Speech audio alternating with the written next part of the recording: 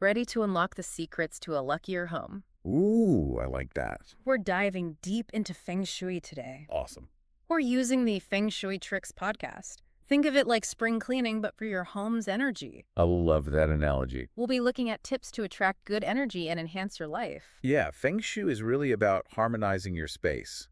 It can invite prosperity, health, and balance into your life. They start the podcast talking about the front door. They call it the mouth of qi. Right. Apparently, it's the entry point for all energy. Think of it as a first impression. Your home is making a first impression to the world. And to opportunity. Exactly. You want your front door to be clean and clutter-free. It should be well-maintained. So it's inviting. Yes. Just like a bright entryway draws people in. And in Feng Shui, that draws in positive energy. Yeah, opportunities. They even suggest things like a welcome mat, Oh, yeah. or some plants, All right. or a wind chime. Oh, and making sure the door opens easily. That's symbolic, too. It means allowing abundance to flow in. I see. If the door is jammed, it can suggest a subconscious resistance.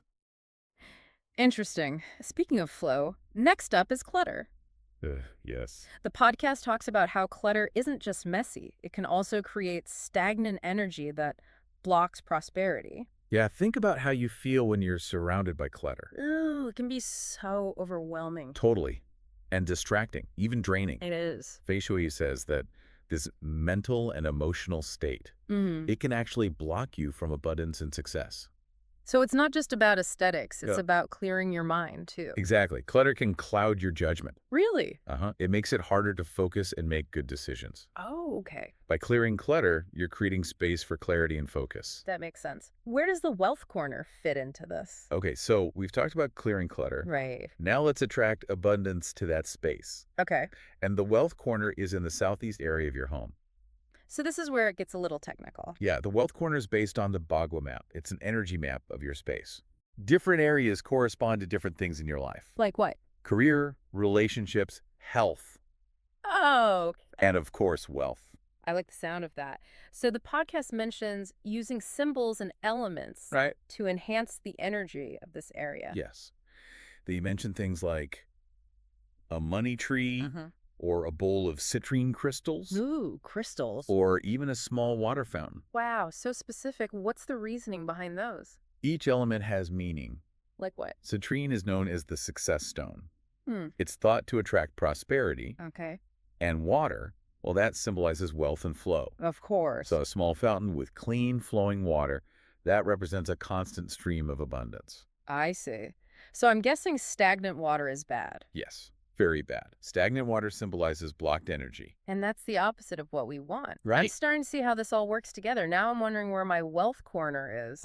Where? What more? Right. What about color? Color is huge in Feng Shui. It can totally change the energy.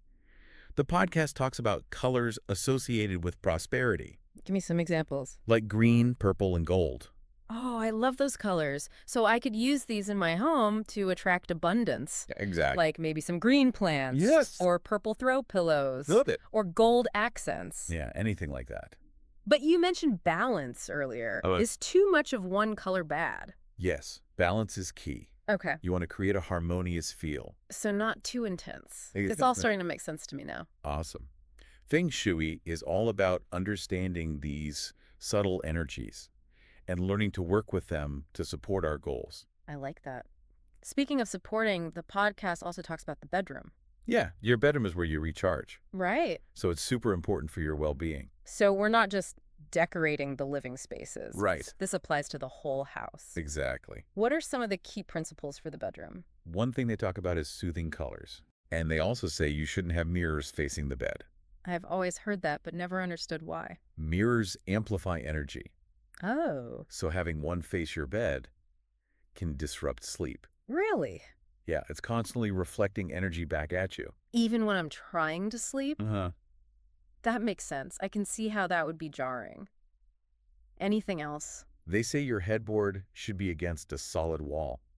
Okay. It creates stability and support. Like a mountain behind me. Exactly. So no beds floating in the middle of the room. Uh-huh. Nope. Got it. What about all our electronics? Laptops, phones, TVs. It's interesting. I was reading a study about blue light. It can disrupt our sleep I've heard that too. and our melatonin production. Right.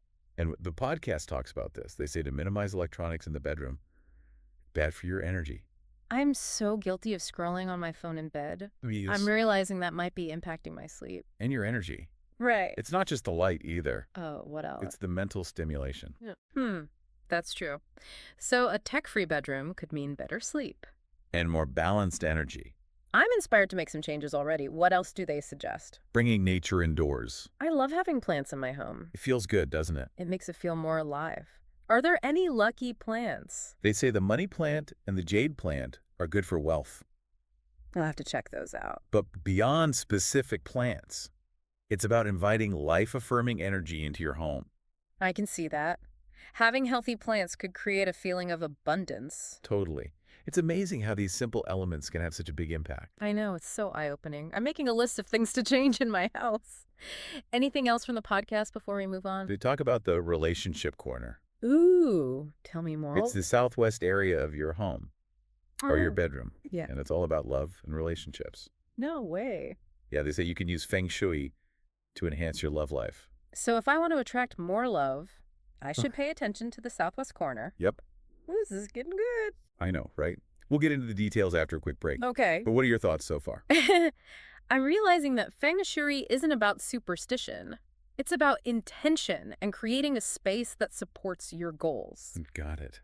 It's about understanding the energy around you and making choices to create a supportive home. Exactly. Let's take a break and then dive into that relationship corner. Sounds good.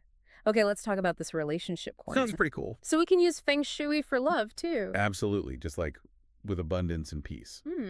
I like it. So what exactly is it? It's the southwest area of your home or bedroom. Okay. It's associated with the earth element. Oh, interesting. And earth represents stability and nourishment and connection. Exactly. We talked about stability for the bedroom, too, like having the head of the bed against a wall. Right. A strong foundation is so important for relationships. It is. So the relationship corner is all about creating that stability. Yes. How do we do that?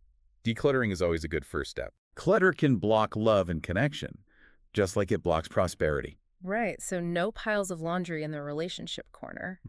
Right? What about colors and symbols? Think warm, inviting, and romantic. I like that. Pink and red are good choices, Of course. but you can also use earth tones like peach or coral. Oh, those are nice, too. What about symbols? Try using pairs of objects Okay. to symbolize togetherness, I see. like 2 candlesticks or lovebird figurines That makes sense. or artwork of a couple. So it's about setting the intention. Exactly. You're creating a visual reminder of the kind of relationship you want. I love that. This is so cool. I'm seeing how Feng Shui applies to so many things. It's really a whole new way of thinking about your space. It is. And the cool thing is, you don't have to blindly follow rules. Oh, good. It's about understanding the energy and making choices that feel right to you. It does feel very intuitive. Like it's not about forcing things. You got it. It's about creating a supportive environment, an environment aligned with my intentions.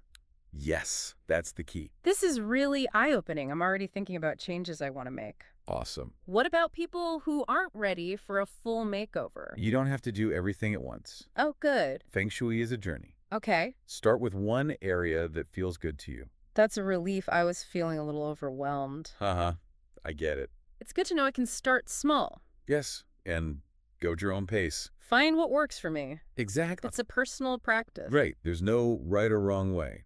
I appreciate that reminder. It's easy to get caught up in the rules I know what you mean. and forget to trust my intuition. Your intuition is important. Yeah, it is. So I should pay attention to how different areas make me feel Exactly. and adjust from there. Yes. This has been so insightful. I'm so much more aware of the energy around me. That's great to hear. It's amazing how awareness can lead to positive changes. It really is. Before we go to the final part of our deep dive, is there anything else from the podcast we haven't talked about yet? They talk about mirrors. Oh, yeah, mirrors. I've always heard they can be tricky in Feng Shui. They can be, but they're important. What's the deal with them? Well, as we talked about, mirrors amplify energy. Right. So they're powerful tools, Okay. but they need to be used thoughtfully. So where should they go? And where should they not go? I want to know all about it. So tell me about mirrors. Where should they go? Well, we already talked about one guideline. No mirrors facing the bed. Right. It can be unsettling. You're trying to rest. Yeah. And there's your reflection staring back. Yeah, very peaceful. But mirrors can be good in other areas, Okay. like in the dining room. The dining room. It can amplify the energy of nourishment and togetherness. So it's like saying more please to the universe, more connection and good meals. Exactly. Yeah. It symbolizes abundance. It doubles the energy of the food and the connection. Oh, I like that. Are there other good spots for mirrors? Definitely. Hmm. They can do wonders in small spaces. Really? Like a narrow hallway. Put a mirror there and it'll feel bigger. More spacious. Exactly. I have a hallway that could use that. It's all about using mirrors to enhance the flow and create balance. So mirrors can be good or bad. It depends how we use them. You got it. Be mindful of placement and intention. Okay. It's like any tool. You have to understand it to use it well. Now I want to check all the mirrors in my apartment. Are they helping or hurting? It's a great idea to step back and assess. It is. See what needs tweaking. Yeah. I'm glad we talked about mirrors. Thank you. It's one of those things I've always wondered about. They're fascinating. This deep dive has been incredible. I've learned so much about Feng Shui It's amazing, isn't it? and how to use it to create a better home. A luckier home. A more harmonious home. Yes, all of that. And remember, it's a journey.